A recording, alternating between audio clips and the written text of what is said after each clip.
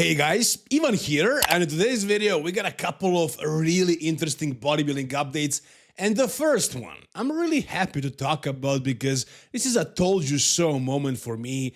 You guys know what I thought about Samson's coaching situation all this time. I said so many times that Samson does not really have a coach, that his wife is not his real coach, that your wife cannot be your coach, that his wife is not a top-level coach. And as it turns out, that's absolutely correct, based on Samson himself. A lot of you guys are like, Ivan, why don't you give Marlena credit for being Samson's coach? Because she wasn't doing that, because that's impossible. That's not how things work. Everybody who is into bodybuilding, who has a girlfriend or a wife, knows how these things function. Your wife cannot be your actual coach. No matter how much Samson wanted to make it look like that, to give her promo for her coaching career after Samson is retired potentially, it didn't work. It didn't work, and Samson had to give us the truth on this. So I'll play part of the video for you guys here on Fuad's podcast. Fuad started doing one-on-ones again, and in this one he's talking to Samson Daura. It's really awesome to see that these guys are actually on great terms still. That's really cool to see. And in this video, Samson talks about how why he failed last year at Mr. Olympia and the entire year, and basically the main reason was him not having anybody to advise him. Him making his own decisions while being too emotional and not looking at himself objectively, which is basically what pretty much nobody can do. It's very rare that you can actually do that. Self-coach and actually be objective. I am very bad at this. When I prep other people, I can make clear-headed decisions, it's no problem. But when it comes to my body, it's difficult, man. It's difficult. So some guys are able to do that. For example, John Jewett, but John Jewett is a freaking robot. Have you ever listened to him? He has no emotions, basically. So, I mean, that's the way it seems to me. Again, it's very rare, and in Samson's situation, it's just not the case. Take a listen to this. So when you then add this whole idea or stigma of, okay, he's not getting shredded like we want it to be, it's because he's lazy. Right. That just set me off. If at that point, 4 weeks out, you had looked at the video and went, Samson, you're there, don't do anything. Right. Just now slow down, right. Come to the show. Would you do it? Right. No, I wouldn't. So if I knew everything now, it would be different. But at the time, if anybody had told me, don't just, you're losing too much. Would I genuinely go, okay, well, since they said it, I'm just going to now slow. So if I would have, and maybe I'm not enough of an authority, but had you sent me those videos and I said to you, Samson, this is good, dude, just you're going too far. You don't think that would have played a part? So I definitely encourage you guys to go over to Fuad's channel and watch the full podcast if you want to learn more information about it. It's a very good podcast with Samson. Of course, I can't show you the whole thing right here. It's a lengthy podcast, but basically he says that his wife was actually advising him to slow down, which means that she actually might be a good coach, but it also means that she wasn't coaching him. And he says that if anybody told him that he needs to slow down, he would not listen, because that's what he wanted to do. He wanted to prove to the world that he is not lazy, that the reason why he's not coming in condition is because he knows what works best for his body. And Milos Sarcev knew that very well. When these guys started working together, Milos just brought Samson full as a house to the Mr. Olympia 2022, I think it was, and Samson cracked the top 6 for the first time. He was massive, but nowhere near conditioned, right? And it worked for him. So they knew this, and they tried something different for this year. It backfired. Now they know, I guess, they won't make the same mistake again, or Samson does. Again, I really still hope that Samson finds an actual coach so he doesn't keep making other mistakes. Maybe next year he comes in too big without having any lines, or goes too far in the off-season and, I don't know, does something stupid being too heavy. But he did say that he doesn't plan on going over 350 in this podcast, which is still insane numbers, 350, but at least he has a point in mind where he's not gonna go further. Now, he also shared a video on his Instagram, on his story, in which he's showing us his look at 4 weeks out. Let's check it out. And yeah, the caption is, if you can see it, a lesson. Do not sacrifice your biggest strength chasing something that isn't you. And as you can see right here in this screenshot, look at Samson's face and his entire body. he just doesn't even look like himself. Honestly, he looks like he's 2020 version maybe. So a lot of size he lost, and conditioning is actually not even that great. It's better than it usually is, but it's not completely shredded. And he says, if somebody told me that I was ready at 4 weeks out and just to stop right there, even if somebody told him that and he listened, it would still be too late, because at this point right here, he lost way too much size, especially in the legs. So this was the point of no return. Even later at the Prague Pro, he actually it wasn't enough for him to bring back the size because tissue was lost. Let's take a look at the video. So yeah, I mean, the conditioning was okay, but this is still not Derek Lunsford conditioning from the back, or Nick Walker conditioning from the front, or Harry Japan conditioning from every angle aside from the back maybe. So, or Martin Fitzwater, or Andrew Jack even, really. So this is not that great of a condition, but for him it's good. But the size he lost definitely wasn't worth it. This was a much downsized version of Samson, and it's actually good that he did the way he did it. He actually ended up in that fourth. I don't think he deserved that, to be honest. I think Martin should have probably beaten him at a Mr. Olympia, but they gave him, I think, that fourth spot because he was the Mr. Olympia, and then at the Prague Pro, he wanted another chance, and it wasn't enough. Also, Martin came in much better too, so Martin surpassed him at the Prague Pro, as we all know. So yeah, Samson learned this lesson one more time. He already learned it before, but he learned it one more time the hard way. Again, this is one mistake he made and learned a lesson from it. But that's not the only possible mistake that can happen. There is a lot of stuff you can do wrong as a bodybuilder if you don't have proper guidance. So hopefully Samson will hire a high-level, Mr. Olympia level, top pro coach and actually work with somebody who's going to guide him and prevent him from making these stupid mistakes again. And if you guys need a coach, somebody who's going to actually pay attention to you, if you hire freaking Hani Rambert or Chris Acito, those guys have 500 freaking clients. They have coaches that are working under them. They are not even looking at the photos or videos. So don't be stupid. Don't hire those high-level guys unless you are high-level bodybuilder as well. If you are not, hire somebody at a lower level. Honestly, guys, I'm watching a lot of podcasts and I'm watching the programs and everything. And from what I'm seeing, everybody's pretty much doing the same things. There isn't this secret formula that top level coaches know or have. Not really. What they do have is experience working with top level guys, how to approach them mentally. I think that's the only difference, really. If you hire me, for example, I can give you as much knowledge as you need, really.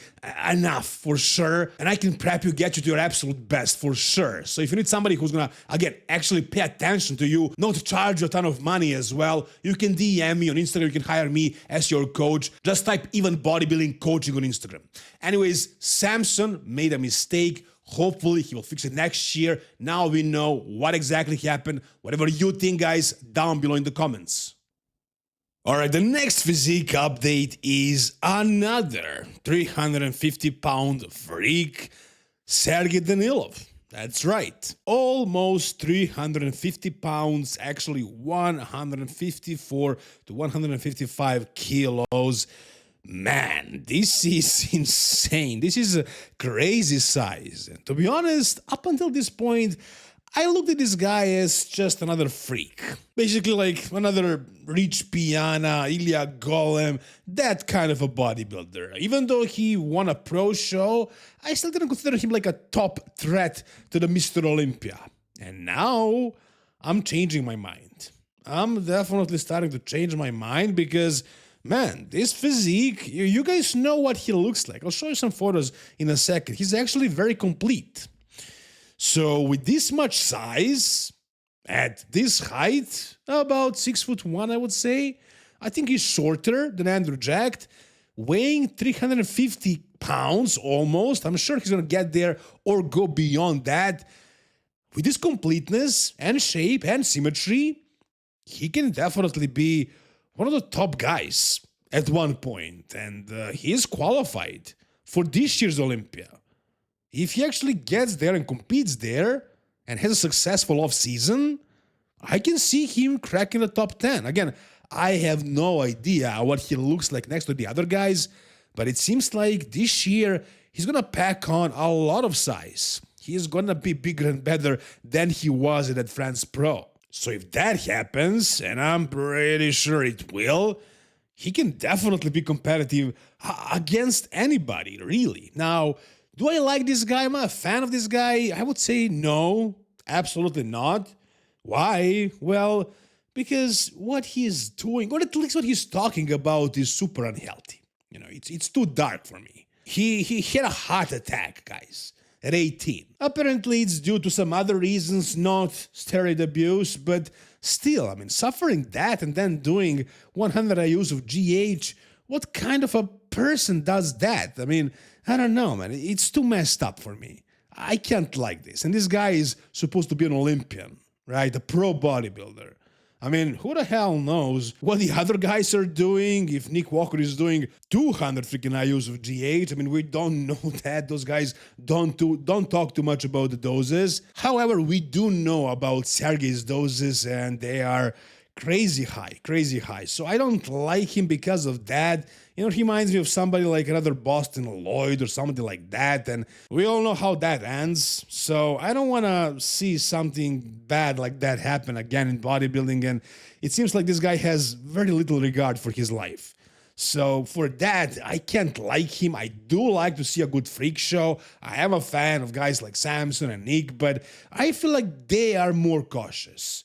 Especially Samson, you know, he talks a lot about working with these companies that are checking his blood work and all that. So I think he's definitely more cautious, still doing crazy stuff, but more cautious than this guy right here. It seems like this guy is just a crazy guy, crazy bodybuilder. So all that being said, I do think he's going to do really well at the Mr. Olympia. That's right. I mean, he's one of the freakiest guys of the day with actually pretty good symmetry.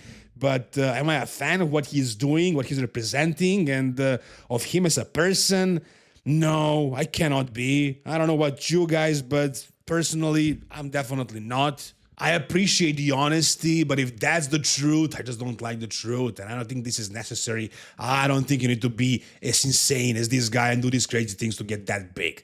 It's all about genetics, in my opinion. If you have them, you can get super massive. If you don't, you can't. And if you do, you don't need to do these crazy things. You don't have to do 100 IUs of GH and do that after you had a heart attack. So this is insane, but it is what it is. This is the guy. This is what he's like. Hate him or love him. That's Sergey Danilov for you. Whatever you think about his Mr. Olympia placement, though, tell me down below in the comments.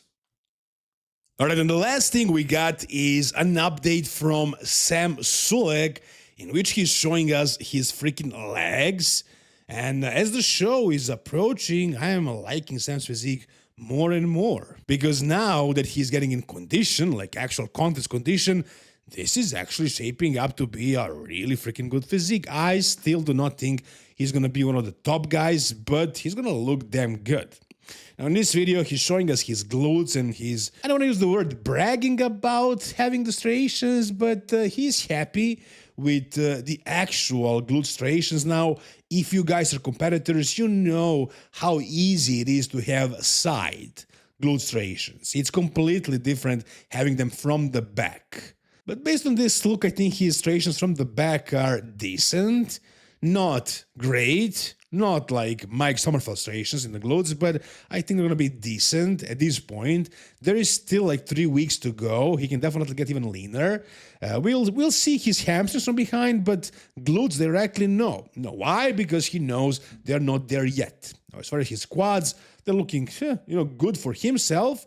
And there is this one point when he's flexing that left leg. Muscle Discord actually mentioned this on his channel, and I might use it as a clickbait for this video, to be honest. Is Samson Sulek doing synthol in his legs, in his quads? And of course, the answer is obviously no. I don't know if anybody's doing that. There are some rumors that Big Ramy was doing that a lot of Middle East guys are doing that in their quads, but I don't know. But I mean, I actually believe it because I saw what the World Championships in IFBB over here, the European Federation, looked like in Iran. And all those guys had basically tumorous looking legs, kind of like Big Ramy or Hassan Mustafa or Mohammed Shaban. Everybody has legs like that. It's either genetics or they're all doing the same thing, which is very reasonable. So that's a different topic. I don't think Sam is doing that, but I think it's very possible that he's actually pinning his quads.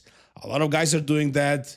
Me personally, I don't advise it. I tried it once, couldn't walk for a week, so I don't think it's a good idea, but for some guys it works. It works well. If it's okay, if you don't have any issues, sure, do that. But I still don't like it, because if you make a mistake, it can definitely cost you a lot on stage. It's better to have, you know, some knots on your upper glutes. You can cover them with your trunks, especially in classic physique.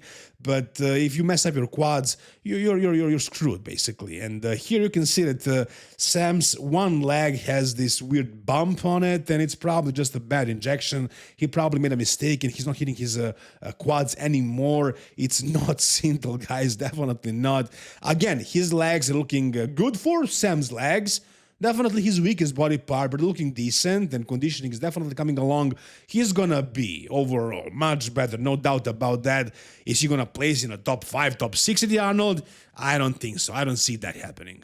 But hey, whatever you guys think, tell me down below in the comment section. If you guys enjoyed this video, give it a thumbs up, subscribe to the channel for more content like this. If you want to hire me as a coach, again, even bodybuilding coaching on Instagram. Thank you guys so much for watching. See you soon. All the best, and bye-bye.